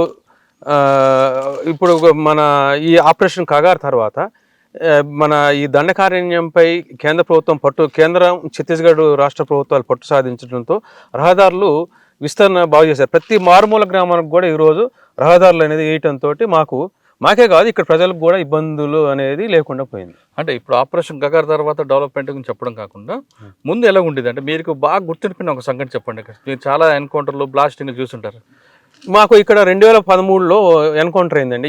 ఈ గ్రామానికి, ఈ బట్టిగూడెం గ్రామానికి ఒక 2 కిలోమీటర్ల దూరంలో హిడ్మా ఊరు ఉంటుంది, హిడ్మా విలేజ్ ఉంటుంది, పూవర్తి అని. ఈ పూవర్తి విలేజ్లో 2013 మార్చి బహుశా 16వ తారీఖు అనుకుంటా ఆ రోజు ఎన్కౌంటర్ అయింది. ఎన్కౌంటర్ అయితే అందులో దాదాపు 9 మంది మావోయిస్టులు చనిపోయారు. చనిపోతే మా టీం, అప్పుడు మేము 6 జర్నలిస్టులు ఉండేవాళ్ళం. మేమందరం కలిసి మోటార్ సైకిల్ ద్వారా అతి కష్టం మీద ప్రయాణం చేసి ఈ గ్రామానికి చేరుకున్నామండి. ఈ గ్రామం చేరుకోవడం దీంట్లో మీరు చెప్పినంత ఈజీగా రావడం కాదు, వచ్చేవారు. కానీ మధ్యలో మావోయిస్టులు కూడా మీకు ఆపి ఇబ్బంది పెట్టేవారు. మధ్యలో ఈ జనతన్ సర్కారు సభ్యులు ఉండేవారండి. ప్రతి గ్రామంలో కూడా ఒక చెక్ పోస్ట్ ఏర్పాటు చేసేవారు. చెక్ పోస్ట్ ఏర్పాటు చేసి మీరు ఎటు వెళ్తున్నారు, మీరు ఎవరు అని అడిగేవారు. అంటే మేము తెలంగాణ రాష్ట్రానికి అంటే అప్పుడు ఉమ్మడి ఆంధ్రప్రదేశ్ కాబట్టి మీరు ఏ రాష్ట్రం అంటే మాది ఆంధ్రప్రదేశ్ అని చెప్పేవాళ్ళండి, చెర్ల అని చెప్పేవాళ్ళం. తర్వాత మీరు ఎవరంటే పత్రికారంటే అప్పుడు వదిలేవారు. కానీ మిమ్మల్ని అందరినీ ఒక దగ్గర దామోదర్ కిడ్నాప్ చేస్తారట కదా. అయితే మన దాదాపు 2024 జనవరి 24వ తారీఖు మేమందరం ఒక 10 మంది టీం వచ్చామండి. మేము భద్రాచలం జర్నలిస్ట్ మిత్రులు వస్తే ఇక్కడికి దగ్గరలోని కొండపల్లి విలేజ్ ఒకటి ఉంటుంది. ఇక్కడ దాదాపు ఒక 4 కిలోమీటర్లు ఉంటుంది. ఆ విలేజ్లో మమ్మల్ని అందరిని ఆపేశారు. ఆపేసి ఎవరంటే దామోదర్ టీంకు సంబంధించినటువంటి మిలిషియా సభ్యులు ఆపేసి ఆ రోజు నైట్ మొత్తం మమ్మల్ని అక్కడే ఉంచారు. అంటే మమ్మల్ని ఏమనలేదు, మమ్మల్ని మంచిగా చూసుకున్నారు, మంచిగా భోజనాలు పెట్టారు, అంత మర్యాదగా చూసుకున్నారు. ఆ రోజు నైట్ మొత్తం అక్కడే ఉన్నామండి. తర్వాత దామోదర్ ఒక లెటర్ పంపించారు, మీరు ఎందుకు వచ్చారో మాకు తెలియదు, కాకపోతే మీరు ఏ ఉద్దేశంతో వచ్చినా కానీ ప్రజలకి మంచిగా జరిగేటట్టు మీ వార్తలు మీరు ప్రచురించండి అని చెప్పన్నారు. మేము ఇక్కడ ఉన్నది మేము ఆ రోజు ప్రజెంట్ చేసామండి ఉన్నదన్నట్టు. సరే, హిడ్మాకు పూర్తిగా అడ్డా అంటున్నారు. ఈ ప్రాంతంలో ఎవరిని ఆదివాసిని అడిగి హిడ్మా పేరు చెప్తున్నారు. హిడ్మా గురించి మీకు బాగా తెలుసు కాబట్టి ఈ ప్రాంతంలో మావోయిస్టిక్ ప్రాబల్యం పెరగడానికి హిడ్మా కారకుడు, మావోయిస్టు ప్రాబల్యం తగ్గిపోవడానికి హిడ్మా కారకుడు అంటున్నారు. ఎందువల్ల? ఈ ప్రాంతంలో హిడ్మా అంటే ఈ ప్రాంతంపై ఆయన ఇక్కడ పుట్టి పెరిగిన వ్యక్తి కాబట్టి అండి ఈ ప్రాంతంలో ఆయన గట్టి పట్టుంది. ఆయన 2024 జనవరిలో ఇక్కడ ఈ పూవర్తి అనే గ్రామంలో పోలీస్ క్యాంప్ పెట్టారు, సిఆర్పిఎఫ్ క్యాంప్. అప్పటి వరకు కూడా ఆయన ఆ ఊర్లోనే ఆయన అడ్డాగా చేసుకొని ఈ సామ్రాజ్యాన్ని అనేది ఈ మావోయిస్ట్ దాన్ని పర్యవేక్షించేవాడు. ఎప్పుడైతే ఇక్కడ మన ఈ బేస్ క్యాంప్ పెట్టారో ఆయన ఆ రోజు నుంచి ఆయన దూరంగా వెళ్ళిపోయాడండి. అది కానీ గతంలో ఇక్కడ ఒక కూపింగ్ చేస్తున్న ఆఫీసర్ల మీద దాడి చేయడం, ఒక 22 మంది చనిపోవడంతో దాని కారకుడు హిడ్మా అంటున్నారు. వాస్తవం? హిడ్మా టీం అండి. ఇక్కడ దగ్గరలోని తెర్రం అనే ఒక విలేజ్ ఉందండి. అంటే ఇక్కడ నుంచి దాదాపు ఒక 15-20 కిలోమీటర్లు ఉంటుందండి ఆ తెర్రం అటవీ ప్రాంతంలో హిడ్మా టీము ఈ సిఆర్పిఎఫ్ బలగాలపై దాడి చేయడంతో 23 మంది చనిపోయారు. ఆ సమయంలో మేము కూడా అక్కడికి వెళ్ళి ఆ ఏరియాకి వెళ్ళి మేము వార్తా కవరేజ్ చేసామండి. మీకు ఎప్పుడు హిడ్మా ఎదురుపడలేదా? ఎప్పుడు ఎదురుపడలేదు. మిగతా ఎవరైనా నాయకులు, మిగిలిన నాయకులు మేము చూసాము, చూసాము, వాళ్ళకి ఇంటర్వ్యూలు చేసామండి. ఎవరెవరివి? మాకు దామోదరు, మన కొయ్యాడ సాంబయ్య అలియాస్ ఆజాదు, వీళ్ళతో ఎక్కువగా. కానీ ఈ అనుభూతి ఎలాగ ఉంటుందండి మీకు? ఈ అనుభూతి మాకు చాలా, అంటే సరే ఇది బాధాకరమైన విషయం అయినా కానీ మాకు ఎన్కౌంటర్ అయితే మాత్రం వెంటనే క్షణాల్లో మేమందరం ఎలక్ట్ అయిపోయి ఇంటి దగ్గర ఏం జరిగినా మాకు అవసరం లేదు. మాకు ముందు ఏంటంటే వార్తా కవరేజ్ చేయాలి, ఈ విషయాన్ని బాహ్య ప్రపంచానికి తెలియజేయచ్చని ఆతలతో మేము మోటార్ సైకిల్ వేసుకొని ఇక ఎంత వేగంతో మన తుఫాన్ కంటే వేగంతో వచ్చి ఇక్కడ వార్తను కవర్ చేసుకుని వెళ్ళేవాళ్ళం. ప్రస్తుతం మనం బీజాపూర్ జిల్లాలో పెద్దబట్టి గ్రామంలో ఉన్నాం. పెద్దబట్టి పక్కనే హిడ్మా ఊరు. ఇప్పుడు మన వెనక కనిపిస్తున్న సోపం కటకం సుదర్శన్ పోలిట్ బ్యూరో మెంబర్. ఆయన కరోనాతో చనిపోవడంతో హిడ్మా దగ్గరుంచి ఈ సోపం కట్టించారు. ఈ సోపం కట్టిన తర్వాత దీనికి 2 సెంట్రీ పాయింట్లు పెట్టారు. ఒకటి ముందుకు ఒక సెంట్రీ కనిపిస్తుంది, మనకి ఈ సైడ్ ఒక సెంట్రీ ఉంటుంది, చెట్ల మీద సెంట్రీ. 2 సూపాంగ్ వెళ్ళడానికి మెట్లు కూడా కట్టించారు. ఇది ఒక సిమెంట్ కాకుండా మొత్తం ఐరన్ కట్టి భారీ ఎత్తున పర్మనెంట్ సూపంగానే కట్టినట్టు కనిపిస్తుంది. అయితే పోలీస్ క్యాంపులు ఎప్పుడు వచ్చాయో ఆ క్యాంపులు వచ్చిన తర్వాత ఈ సూపాన్ని పూర్తిగా కూల్చివేశారు. కానీ మావోయిస్టు ప్రభావితం ఉన్న టైంలో మాత్రం ఈ సూపం మీద మీటింగ్లు పెట్టేవారు. ఇప్పుడు మనం చూస్తున్న ఈ ప్రాంతం అంతా కూడా దాదాపు వేలాది మంది మావోయిస్టులు కూర్చొని ఉండేవారు. ఇక్కడే మీటింగ్లు కానీ కొన్ని జరిగేవి, ప్లేన్ రేస్ కూడా ఇక్కడ జరిగేవని ఇక్కడ గ్రామస్తులు చెప్తున్నారు. ఇది హిడ్మా కట్టిన సూపం. దాదాపు 3-4 సూపాలతో కట్టించాడు. అందులో మొట్టమొదటిది కటకం సుదర్శన్ గారి సూపం. ఇది కొలాప్స్ అయిపోయిన తర్వాత, కూల్చిన తర్వాత కానీ వాటి జ్ఞాపకాలు మాత్రం కనిపిస్తున్నాయి. ఇది చూడండి, మనం చూస్తున్నాం అంత చాలా పెద్ద ల్యాండ్ ఇది. ఈ ల్యాండ్ అంతా కూడా మావోయిస్టులు అందరూ వాళ్ళ సానుభూతి పనులు రావడం, వాళ్ళు కూర్చొని వాళ్ళ స్పీచ్లు వినడం చూస్తున్నారు. ఇక్కడి నుంచే దాదాపు పక్కనే మనకి జంతన్ సర్కార్ నిర్మించిన ఒక పెద్ద చెరువు కనిపిస్తుంది. బట్టిగూడలో చిన్న బట్టిగూడ ఒక చెరువు ఉంటుంది, ఇక్కడ ఒక చెరువు ఉంటుంది. ఈ చెరువు కట్టి తర్వాత దీన్ని డెవలప్ చేశాక కింద ఆయకట్లు, చెక్ డ్యామ్లు కూడా పెట్టారు. దాంతో చుట్టుపక్కల అన్నిటి కూడా వాటర్ వెళ్ళి ఉండేదని గ్రామస్తులు చెప్తున్నారు. ఈ పెద్ద బట్టిగూడెం తర్వాత మనం ఒకసారి చెరువులు చూసి ఆ చెరువులు ఏ విధంగా డెవలప్ అయ్యాయి, ఆ చెరువులు ఇప్పుడు ప్రస్తుతం ఎలా ఉన్నాయి అనే విషయంతో పాటు గతంలో ఈ ప్రాంతంలో ఎక్కువ ఏ సంఘటన జరిగినా వచ్చిన స్థానికుల జర్నలిస్ట్. ప్రస్తుతం మనం కటకం సుదర్శన్ గారి సోపం వెనుకున్న చెరువు ఉంది. ఈ చెరువు జంతన్ సర్కార్ ప్రారంభించింది. దాదాపు చుట్టుపక్కల గ్రామాలన్నిటి కూడా ఇక్కడ నుంచే మంచినీరు సరఫరా చేశామని, దీని కింద చెక్ డ్యామ్స్ కట్టామని జంతన్ సర్కార్ సంబంధించిన ప్రెసిడెంట్ కూడా గతంలో మనకి ఇంటర్వ్యూ ఇచ్చారు. ఈ చెరువు చాలా పెద్దది కనిపిస్తుంది. ఈ చెరువుతో పాటు ఇక్కడ గతంలో కటకం సుదర్శన్ గారు చనిపోయిన తర్వాత నిర్మించే సోపు కింద పెద్ద మీటింగులు జరగడం చాలామంది తెలిసిన విషయం. ఇక్కడ ఏం జరిగినా ఇమీడియట్గా స్థానిక జర్నలిస్టులు వచ్చేవారు. ఆ జర్నలిస్టులో ఎక్కువ శాతం వచ్చి పార్టీతో పాటు పోలీసులకి ప్రజలకి మధ్యన ఒక బ్రిడ్జ్ లాగా ఉన్న వ్యక్తి మణి అనే స్థానిక రిపోర్టర్. చిన్న సంఘటన జరిగిన వెంటనే ఆయనకి ఉత్సాహం ఎక్కువ కాబట్టి ఇది కాలంతో సంబంధం లేకుండా వాగైనా వంకైనా దాటుకుంటూ వచ్చే కుర్రాడు ఆయన ఇందుకు పనిచేస్తున్న టైంలో పార్టీ ఎలాగుండేది, అటువైపు నష్టాలు ఎలా జరిగేవి, ప్రస్తుతం ఎలా ఉంది విషయాన్ని మనీ నడి తెలుసుకుందాం. మనీ నమస్తే. Money congratulations.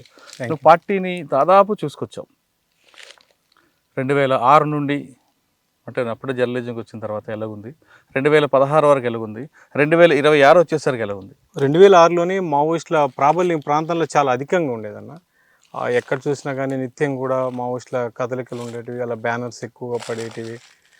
ఈ ప్రాంతానికి మనం వచ్చే పరిస్థితి ఎప్పుడు లేదు. ఎక్కడ కూడా మనం దండకారణ్యాలకు వచ్చే పరిస్థితి లేదు. అదే 2016కు వచ్చేసరికి కొంచెం పార్టీ ప్రభావం కొంచెం తీవ్రతరమైంది. అంటే 2010 దాడి, తాడిమెట్ల దాడి, ఈ దాడి తర్వాత కూడా ఈ ప్రాంతంలో ఇంకా ప్రాబల్యం పెరిగింది. ఆ తర్వాత కొంచెం డౌన్ఫాల్ అవుతూ మావోయిస్టుల కదలికలు కొంతవరకు అయితే తగ్గాయి. ఇప్పుడు ఆపరేషన్ కగారు జరుగుతున్న నేపథ్యంలోనే ఆల్మోస్ట్ చాలా వరకు మావోయిస్టుల ప్రాబల్యం తగ్గింది. ఇక్కడికి మనం వచ్చాము అంటే కూడా ఒకప్పుడు రాలేని పరిస్థితి. కానీ ఇప్పుడు మనం ఈ ప్రాంతానికి మోటార్ సైకిల్ మీదుగా హ్యాపీగా అయితే రావడం అయితే జరిగింది. అంటే ఆపరేషన్ కగారు అయితే మావోయిస్టు పార్టీ మీద 99% అయితే ప్రభావం అయితే చూపించింది. 2013 తాడిమెట్ల దాడి, ఆ తాడిమెట్ల దాడి నుండే మావోయిస్టు పార్టీకి ప్రాబల్యం పెరిగిందని మీరు అంటారు. కానీ పార్టీకి డౌన్ఫాల్ అక్కడి నుంచి స్టార్ట్ అయింది పార్టీ అంటారు. ఏది కరెక్ట్? వాస్తవానికి మావోయిస్టు పార్టీకి డౌన్ఫాల్ అయితే అప్పుడైతే ఏం అవ్వలేదు. మావోయిస్టు పార్టీలోని ఆ దాడి అతిపెద్ద దాడి. ఆ దాడి తర్వాతనే అసలు మావోయిస్టు పార్టీ అంటే ఒక భయం అనేది కూడా జనాలలో పెరిగింది. అప్పటి నుంచే వాళ్ళు మిగతా చోట్ల కూడా కమిటీలు పెంచుకోవడం, కమిటీ దండకారణ్యంతో పాటుగా వివిధ రాష్ట్రాలకు కూడా పార్టీలను అయితే విస్తరించడం అయితే జరిగింది. అసలు తాడిమెట్ల దాడి చెప్పండి. తాడిమెట్ల దాన్ని ఎందుకంటే అక్కడ నేను రిపోర్టింగ్ చేశాను. నేను ఆ ప్రాంతంలోకి వెళ్ళినప్పుడు కూమింగ్కి వచ్చినటువంటి పార్టీస్ని లక్ష్యంగా చేసుకొని వీళ్ళు అటాక్ చేయడం అయితే జరిగింది. ఒక కొండ ప్రాంతంలో నుంచి అయితే వాళ్ళు మావోయిస్టులు అయితే అటాక్ చేశారు. అక్కడ ఉన్నటువంటి స్థానికులతో కూడా నేను ఇంటర్వ్యూ కూడా చేశాను ఆ రోజు. అసలు అప్పుడు ఎలా జరిగింది ఇండు అనే దాన్ని కూడా కొంతమంది స్థానికులు కూడా నోరైతే మెదపలేదు, అసలు ఏం జరిగింది చెప్పే ప్రయత్నం చేయలేదు.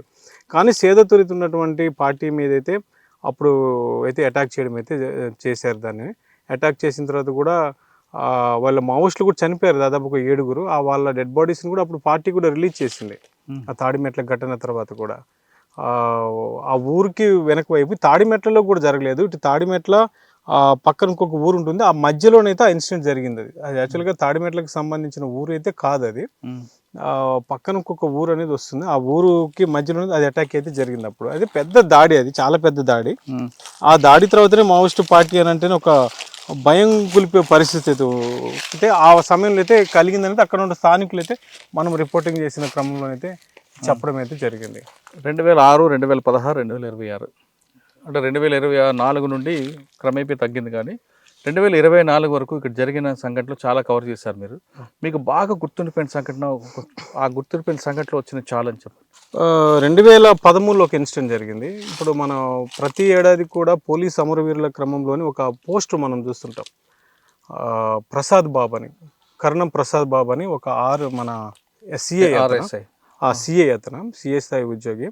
అతను ఇదే ఇప్పుడు మనం ఉన్న ప్రాంతానికి జస్ట్ ఒక 3-4 kmలోనే అక్కడ ఒక కౌరుగట్ అని గ్రామం ఉంటుంది. అప్పుడు అక్కడ మావోయిస్టులు KKW టీం మొత్తం ఉంది, ఖమ్మం, కరీంనగర్, వరంగల్ టీం మొత్తం ఉంది. ఆ టీం ఉందనేసి వీళ్ళు కూమింగ్కి వచ్చారు. ఆ రోజు కూమింగ్కి వచ్చిన తర్వాత వాళ్ళు మావోయిస్టులు తారసపడటం, వీళ్ళు ఎన్కౌంటర్ కూడా జరుగుతుంది. ఆ జరిగిన క్రమంలో కూడా 9 మంది మావోయిస్టులు కూడా చనిపోతారు. ఆల్మోస్ట్ అక్కడ టీం మొత్తం కూడా అయిపోతుంది. అప్పుడు వీళ్ళు వెళ్ళే క్రమంలోని RSI వీళ్ళు హెలికాప్టర్ ఎక్కే క్రమంలోని వాళ్ళు మావోయిస్టులు అటాక్ చేస్తారు. వీళ్ళ RSI ఉన్నటువంటి బృందం మీద అటాక్ చేస్తారు. అప్పుడు ఆయన ఏం చెప్తారంటే, మీరంతా వెళ్ళిపోండి, మీరంతా ఎక్కేయండి పైకి అని చెప్పని అతను ఎక్కేయడం, వాళ్ళని మిగతా వాళ్ళందరినీ హెలికాప్టర్ ఎక్కించడం జరుగుతుంది. జరిగిన క్రమంలోనే ఈ మన వరప్రసాద్ బాబు అని మాత్రం అక్కడే ఉండిపోతారు. ఆయన ఉండిపోతుంది, అతన్ని వీళ్ళు మావోయిస్టులు అదుపులోకి తీసుకోవడం జరుగుతుంది. ఆ విషయం మనకు 2 days తర్వాత మాకు చెర్లకి ఒక ప్రెస్ నోట్ వస్తుంది. ఇట్లాగా ఇట్లాగా అతను దొరికిపోయారంట అని చెప్పని ఒక సమాచారం అయితే అందుతుంది. ఆ తర్వాత ఆ డెడ్ బాడీ కూడా అక్కడే ఉంది, దాన్ని మీరు దమ్ముంటే పట్టుకెళ్ళండి అని చెప్పని ఒక లెటర్ కూడా వదులుతారు. అప్పుడు ఆ ఏరియాకి సంబంధించినటువంటి టీమే అప్పుడు కూడా చేసింది, పామిడి ఏరియా కమిటీ కావచ్చు, వాళ్ళు అనౌన్స్ చేస్తారు. అప్పుడు బాడీ తేవడానికి కూడా అసలు ఆ బాడీ ఎక్కడుందో కూడా తెలీదు. పలానా కౌరుగట్టు అడవుల్లో ఉంది, మీరు దమ్ముంటే పట్టుకెళ్ళండి అని సవాల్ ఇస్తుంటారు. అప్పుడు SP రంగనాథ్ గారు ఉన్నారు, అప్పుడు చర్లాసి SIకి అయితే దోమల రమేష్ గారు అని ఉంటారు. ఆయన నేను పడుకుంటాను, మార్నింగ్ వచ్చేసి ఆ డెడ్ బాడీని అలాగే తీసుకురావాలి, ఎట్లయినా మీరే వెళ్ళాలి అని చెప్పని పాపం ఆయన చాలా అడుగుతారు. అడిగిన క్రమంలోనే సరే వెళ్తామని చెప్పని ఒక 6గురం అయితే బయలుదేరుతాం. మాకు అంతా భోజనాలు అంతా ఏర్పాటు చేస్తారు. మేము ఈ ప్రాంతానికి రావడానికి మాకు 6-7 hours పడుతుంది. రోడ్ లేదు, ఏమీ లేదు. మేము అక్కడికి వచ్చి ఆ కౌరుగట్టు అనే గ్రామంలోనే ఆ బాడీని ట్రేస్ అవుట్ చేస్తాం. వెళ్ళిపోయి మళ్ళీ పలానా దగ్గర డెడ్ బాడీ ఉందని చెప్పిన తర్వాత మళ్ళీ తెల్లారి మార్నింగ్ వచ్చేసి ఆ డెడ్ బాడీని మళ్ళీ జనాల సమక్షంలోనే, అప్పటికే డెడ్ బాడీ మొత్తం కూడా పాడైపోయి స్మెల్ వస్తూ ఉంటుంది, దాన్ని తీసుకెళ్ళి మనం చెర్ల పోలీస్ స్టేషన్లో SP గారు వాళ్ళకి అప్పచెప్తాం. అప్పుడు అక్కడ కొంచెం వాళ్ళు ఆ నివాళులంతా అర్పించిన తర్వాత ఆ బాడీని అయితే వాళ్ళు ఆంధ్రప్రదేశ్కి పంపిస్తారు.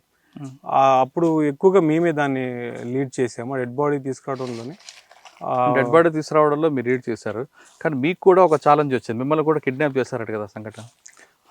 అది ఎప్పుడంటే కిడ్నాప్ అనేది కాదు, అది మన పువర్తి క్యాంపు పెట్టిన క్రమంలోనే, మీకు పువర్తి ఫస్ట్ ఆపరేషన్ కగర్ తర్వాత పువర్తి గ్రామంలోని క్యాంప్ ఏర్పాటు చేస్తారు, జస్ట్ మనం ఉన్న దగ్గరలోనే. అప్పుడు మేము వెళ్తుంటే మావోయిస్టులు ఇక్కడే మామూలుగా భోజనంలో వండుకుంటున్నారు మధ్యాహ్నం పూట. మమ్మల్ని అక్కడ ఆపుతారు. మీరు ఎక్కడికి వెళ్తున్నారు ఏమిటి అని అడిగేసరికి మేము పలానా ప్రెస్ అని ముందు ID కార్డులు ఇస్తాను, ఆ ID కార్డు కూడా ఇస్తాను, అందరికీ ID కార్డులు ఇస్తాము. ఇచ్చిన తర్వాత వాళ్ళు మేము లోపలికి వెళ్ళి వస్తామని చెప్పని మమ్మల్ని ఒక దగ్గర ఆపుతారు. ఆపి మేము అక్కడే భోజనాలు వండుకుంటాం. వాళ్ళు వెళ్ళేసరికి మధ్యాహ్నం 12 గంటలకు ఆపుతారు మమ్మల్ని. ఆపిన తర్వాత మా పేర్లు ఎవరెవరు వచ్చారు, మా ఐడెంటిటీ కార్డులు, మా ఆధార్ కార్డులు మొత్తం పట్టుకొని వెళ్ళి, అప్పుడు టీం ఎవరున్నారంటే మన దామోదర్ ఉన్నాడు, అక్కడ ఛత్తీస్గఢ్ టీమ్స్ కూడా ఉన్నాయి. అంటే అక్కడ పువర్తి క్యాంపు పెట్టిన తర్వాత ఆ చుట్టుపక్కల నక్సల్స్ అందరూ కూడా ఈ ప్రాంతానికి వచ్చేసారు. ఈ టీమ్స్ అన్నీ అక్కడే ఉన్నాయి. ఎవరెవరు వచ్చారు ఏంటనేసరికి మేము ఆల్మోస్ట్ తెలుసు కాబట్టి పలానా వీళ్ళు పత్రికలు వచ్చారని చెప్పిన తర్వాత మళ్ళీ ఎందుకు వెళ్తున్నారు ఏంటని మళ్ళీ ఒక లెటర్ పంపించారు. అంటే మేము పలానా జగురుకొండ వెళ్తున్నాను, మా రిపోర్టర్ ఒక అతను చెప్తారు. ఆ తర్వాత మరి కొంతమంది పువర్తి వెళ్తున్నామని కూడా చెప్తాం, రాసి పంపిస్తాం ఆయనకి ఏమిటనేది. అప్పుడు ఆయన కూడా ఒక లెటర్ పంపిస్తారు, మీరు ఎందుకు వచ్చారు ఏంటో మాకు తెలుసు, కానీ ప్రజలకు న్యాయం జరిగే విధంగా వార్తలు కవర్ చేయండి, మీరు పువర్తి వెళ్తున్నారని మాకు తెలుసు అని చెప్పని దామోదర్ మళ్ళీ ఒక లెటర్ పంపిస్తారు. అప్పటికి సమయం ఎంత అయిపోద్ది అంటే ఈవినింగ్ 5 అయిపోతుంది. అయితే మా బండ్లు వేసుకెళ్ళిన ఒక 2 బళ్ళు ఆగిపోతాయి. మా ఐడెంటిటీ కార్డులు మొత్తం అందులో ఉంటాయి. మేము ఇటు వెళ్ళలేము అటు వెళ్ళాము, ఎందుకంటే దారి మొత్తం క్లోజ్ అయిపోయింది. అప్పటికే మొత్తం పార్టీస్ అన్ని తిరుగుతున్నాయి, అటు మావోయిస్టుల పోలీసులు ఎవరికి తెలియని పరిస్థితుంది. మేము ఎటు వెళ్ళాలన్నా 3-4 అవర్స్ జర్నీ చేయాల్సి వస్తుంది. అందుకని చెప్పని మేము ఆ రోజు నాటి ఇక్కడే పడుకుంటాం మేము అని చెప్పడం జరిగింది. అయితే ఇదే క్రమంలోనే లాస్ట్ టైం ఎన్కౌంటర్ జరిగిన ఉద్దమ్ సింగ్ వస్తాడు అక్కడికి. ఆయన వచ్చి మీరు చెర్ల నుంచి వచ్చారంటగా ప్రెస్ అని మమ్మల్ని అడుగుతారు. ఆయన అవును మేమే వచ్చామని చెప్తాం. చెప్పిన తర్వాత ఆయన కొద్దిసేపు మాట్లాడే వెపన్ ఉంటుంది ఆయనకి, మీరు ఒక 5 days ఇక్కడ ఉండాలి అంటాడు ఆయన. ఎందుకు అని మేము అడుగుతాం. అంటే మీరు లేదు మీరు ఉండాల్సి వస్తుంది అన్నారు. అంటే మన మిత్రులు అన్నారు కదా, మేము 5 days కాదు 10 days అయినా మేము ఇక్కడ ఉంటాం, మరి మేము ఇక్కడ ఉంటే మాత్రం మా గ్రేహౌండ్స్ వచ్చేస్తుంది అని చెప్పారు.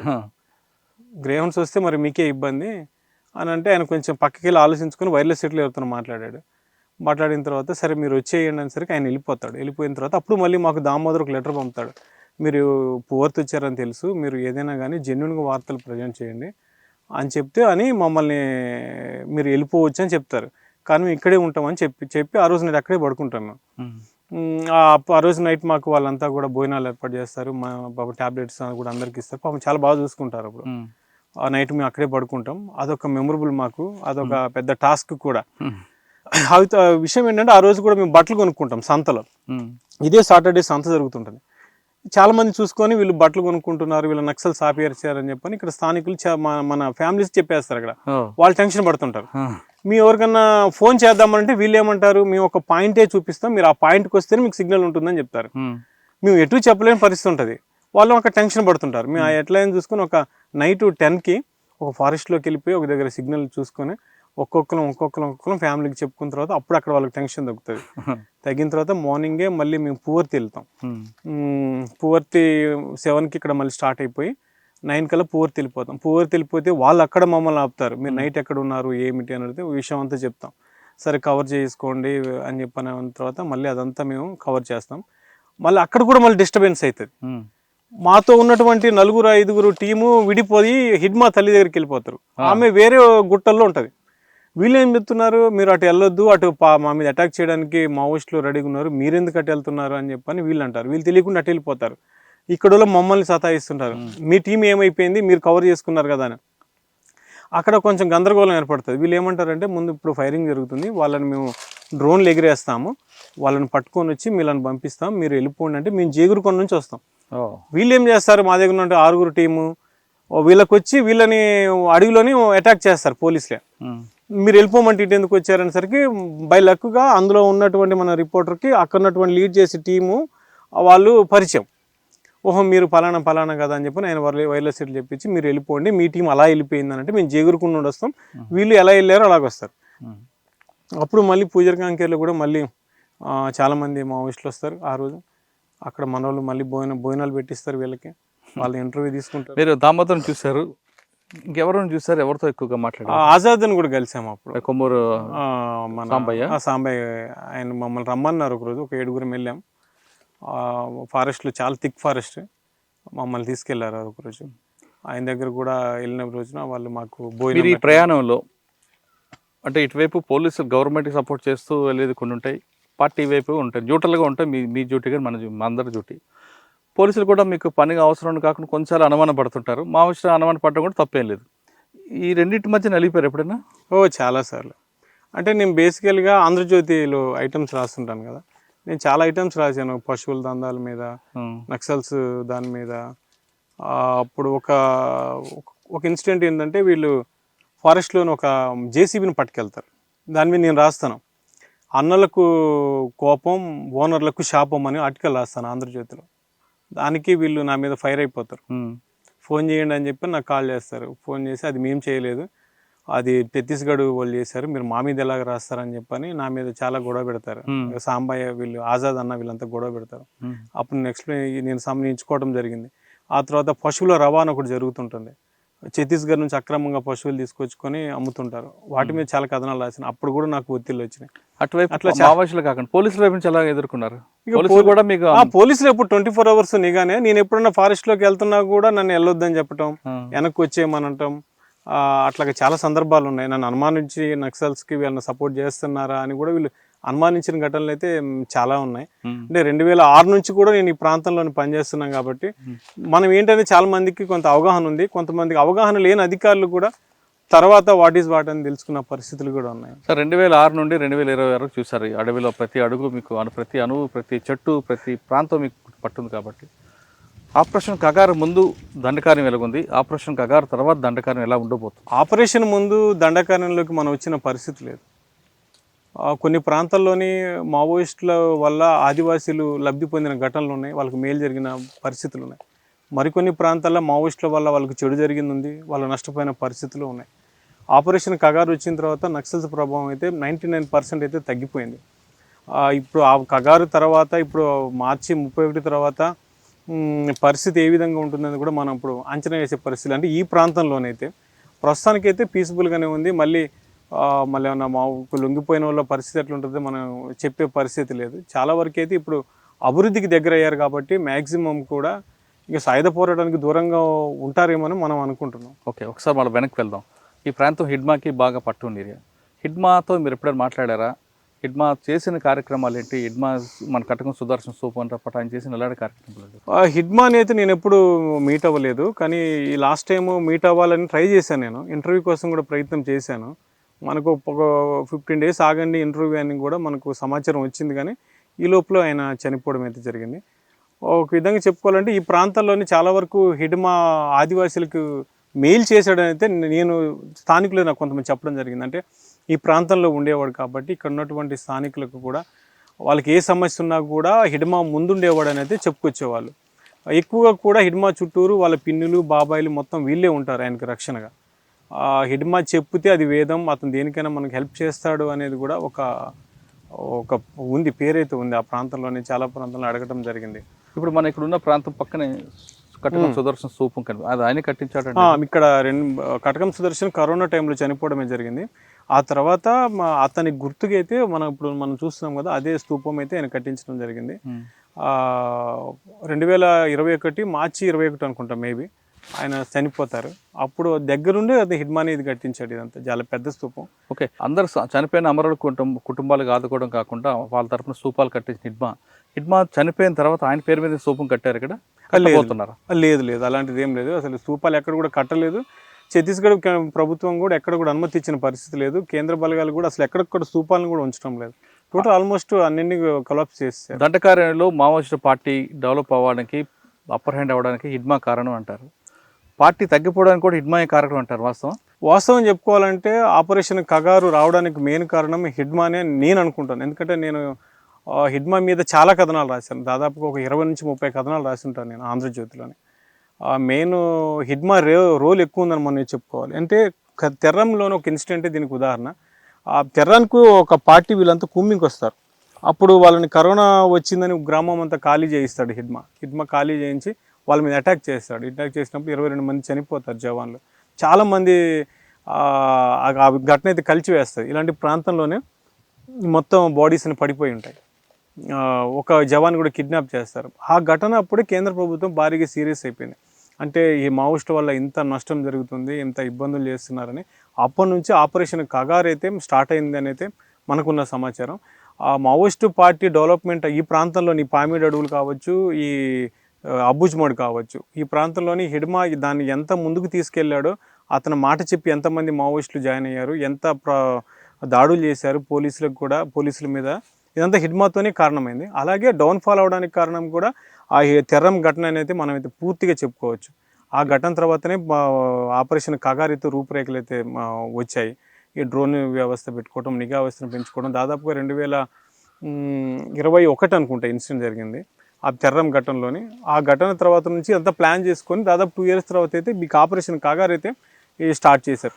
ఎవరి వల్ల రేజ్ అయిందో వాళ్ళ వల్లనే మావోయిస్టు పార్టీ డౌన్ అయింది. మొత్తం మీద తీసుకుంటే ఆపరేషన్ కగార్ సక్సెస్ అయింది గవర్నమెంట్ చెప్తుంది. చాలామంది బయటకు వచ్చారు, సెంట్రల్ కమిటీ కానీ, స్టేట్ కమిటీ కానీ, డివిజన్ కమిటీ కానీ. ఇంకా ఉన్నారు ఇప్పుడు ఎవరైనా ఇక్కడ ఈ ప్రాంతంలోనైతే కొంతమంది అక్కడక్కడ ఉన్నారని అయితే చెప్తున్నారు. కానీ మెయిన్ లీడర్ అయితే లీడ్ చేసే నాయకులు అయితే ఎవరు లేరు. కాకపోతే ఇంకా సాయుధ పోరాటం నమ్ముకొని ఉన్నటువంటి కొంతమంది నాయకులు మాత్రం చిన్న చోటమోటా నాయకులు మాత్రం ఈ ప్రాంతంలో ఉన్నారని అయితే తెలుస్తుంది. మరి మ్యాక్సిమం ఒక 50 నుంచి 60 మంది ఉన్నారని అయితే ఇంటెలిజెన్స్ నుంచి కూడా అందుతున్న సమాచారం. మనం కూడా గ్రామాలకు వచ్చినప్పుడు ఎక్కడ కానీ మావోయిస్టుల సంబంధించినటువంటి కదలికలు మాత్రం ఎక్కడ మనకైతే కనిపించడం లేదు ప్రజెంట్. సార్ ఫైనల్గా చెప్పండి మరి, ఆపరేషన్ కగార్ తర్వాత ఈ పార్టీ దండకారణ్యంలో మావోయిజం అనేది వినిపిస్తుందా వినిపించదా? ఇప్పుడున్న పరిస్థితుల్లోనే మావోయిజం అనేది వినిపించకపోవచ్చు. ఎందుకంటే క్యాంపులు ఉన్నంత వరకైనా, క్యాంపుల తర్వాత కూడా క్యాంపులు ఉన్న తర్వాత కూడా మావోయిస్టు పార్టీలోకి వచ్చే అవకాశాలు కూడా ఉండే అవకాశం ఉంటుంది. ఒకవేళ ఆ విధంగా మావోయిజం తిరగకుండా ఉండాలంటే ప్రభుత్వం ఏం చేయాలి? ఇంకా దీన్నే కంటిన్యూ చేసుకుంటూ పోవాలి. ఇప్పటికీ ఆపరేషన్ కగారు వల్ల ఈ క్యాంపులు పెట్టారు. 5 కిలోమీటర్లకు ఒక క్యాంప్ ఉంది.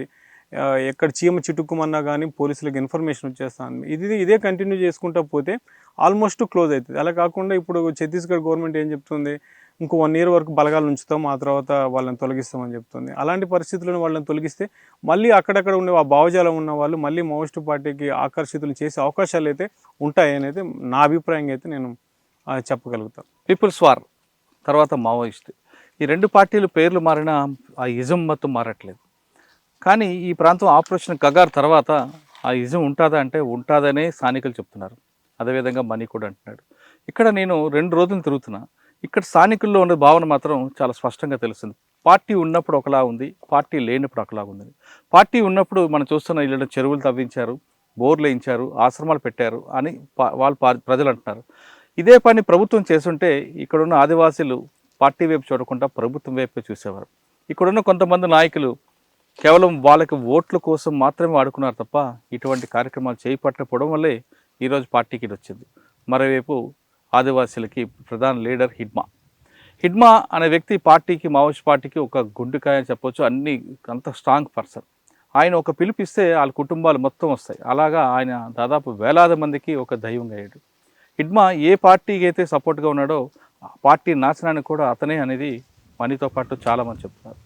ఇప్పటికైనా ఆపరేషన్ కగార్ తర్వాత ఈ ప్రాంతం మావోయిజం వైపు చూడకుండా ఉండాలంటే ప్రభుత్వం ఖచ్చితంగా గ్రామాల స్థాయికి రావాలి. ప్రభుత్వ పథకాలు కేవలం పేపర్ మీద కాకుండా గ్రామాల్లో కనిపించాలి. కేవలం రోడ్లు ఒకటి వేసామని కాకుండా మౌలిక సదుపాయాలు కల్పించాలి. ఆదివాసీలకు కావాల్సిన అన్ని ఏర్పాట్లు చేయాలి. వాళ్ళకి కరెంట్ అంటే తెలీదు, రోడ్డు అంటే తెలీదు, బస్సు అంటే తెలీదు. వాళ్ళకి కనీసం ఏమైనా చిన్న జ్వరం వచ్చినా హాస్పిటల్కి వెళ్ళడానికి సదుపాయాలు లేవు. ఇవన్నీ కూడా అంటే ఉచిత విద్య, వైద్యం ఇవన్నీ కూడా కల్పిస్తే ఖచ్చితంగా ఇప్పుడు కాకపోయినా కొంతకాలం తర్వాత అయినా ఇక్కడ యువత పార్టీ వైపు చూడకుండా ఉంటారు. అదే కావాల్సింది కూడా పార్టీ కాబట్టి పార్టీ ఏం ఆశించిందో అదే ప్రభుత్వం చేపడితే ఆదివాసులు ఖచ్చితంగా ప్రభుత్వాలకే సపోర్ట్ చేస్తారనేది చాలా తెలుస్తుంది. ఇక మావోయిస్ట్ పార్టీ గురించి తీసుకుంటే 31 తర్వాత కొంతమంది భావజాలంతో ఉన్నవారు, సాయుధ పోరాటాన్ని నమ్ముకున్న వాళ్ళు మరొకసారి బయటకు వద్దామని ఆలోచిస్తున్నట్లుగా అర్థమవుతుంది. అంటే 31 తర్వాత బలగాలు బయటకు వస్తాయి.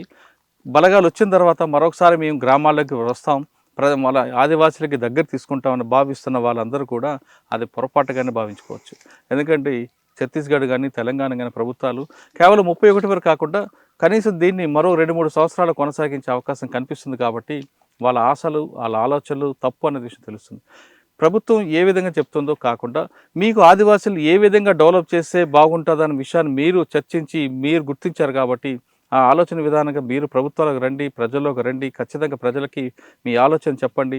ప్రజలు మిమ్మల్ని ఆదరిస్తారన్నది బయట ఉన్న ప్రజల యొక్క వాదన. సాయుధ పోరాటం కాదు, బుల్లెట్ ద్వారా కాదు, బ్యాలెట్ ద్వారా కూడా మేము సాధిస్తామని మీరు నిరూపిస్తే ఎక్కడ ప్రజలు ఉన్నారో ఆ ప్రజలు పీడిత ప్రజలు మీరు అంటుంటారో ఆ పీడిత ప్రజల హక్కులు కానీ మీరు గుర్తు చేస్తే ఖచ్చితంగా ప్రజలందరూ మీ వైపు ఉంటారు. ప్రభుత్వాలు మీ నిర్ణయానికి తలదించుతా అనేది ఇక్కడ సంబంధిస్తుంది.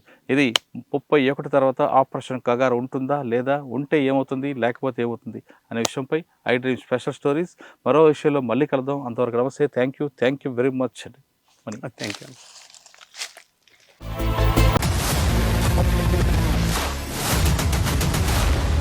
iDreams, this police diaries is something very, very valuable towards that. I must really appreciate Murali, your insights. iDreams founder and CEO చిన్న వాసుదేవ్ రెడ్డి గారితో మురళీధర్ క్రైమ్ స్టోరీస్ చాలా ఫేమస్ అయిపోయినాయి.